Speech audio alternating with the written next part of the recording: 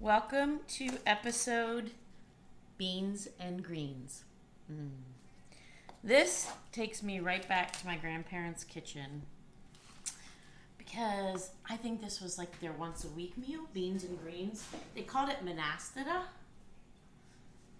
I don't even know what that means. Maybe like greens, mushy greens. Somebody who knows what manastida means, write that in the comments below. But we have a lot of greens from produce boxes that we've been getting. So I've got chard and red chard. And all I was just doing was cutting out the big, if it's a big stem, I kind of cut out the heart. So what I've done is I've just added a little bit of olive oil, and I'm going to add some 4 cloves of minced cut up garlic, chopped garlic, and oops.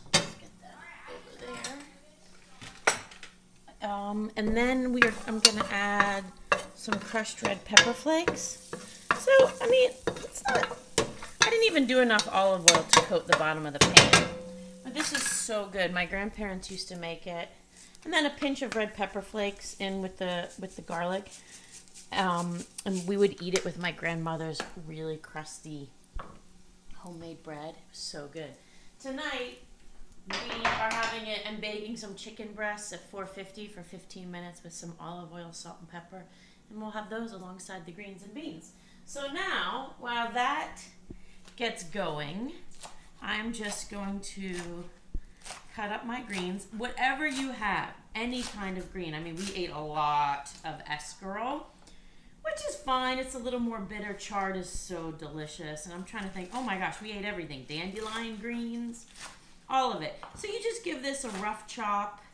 And if the stalks are tender, you really don't need to cut them out. I like to though. So we come back. Oh yeah, okay. Getting nice and golden. And kind of starts to get fragrant. So I'm going to toss and if you use a nice pot like this, you can put in a bunch because they'll just melt right down. So I'm going to take this, throw in a little bit of salt. I'm out of black pepper, so I'm just going to toss in a tiny bit more crushed red pepper. And I'm going to put a lid on that for a few minutes, just for that to go down, and I'm going to lower the heat. Okay, and while that's happening, I usually would use white cannellini beans. I don't have any, so I'm going to do 2 cans of pinto beans, a little bit of chicken stock, and I'm going to, I can bring them over here. I'm going to cut up some potatoes, because we always like to put potatoes in ours. I have 2 potatoes. Just going to chop those up, and I'm going to add them with about a cup of chicken stock. And then I'm just going to let it cook, and then maybe when there's about 5 minutes left, I'll let it cook for 15-20 minutes. I'm going to add the beans, and then I'll salt and pepper for taste. Add the two cans of beans. I'll salt and pepper for taste. I will turn off the heat. I'll pull it out, and I will chop up some fresh parsley and put it on. You can also make this as a soup, which is delicious. You would basically just add 2 containers of chicken stock, vegetable broth, vegetable stock broth, or you could do water. You would add it now with the bay leaf, lots of salt and pepper. Okay, so in go the potatoes, right?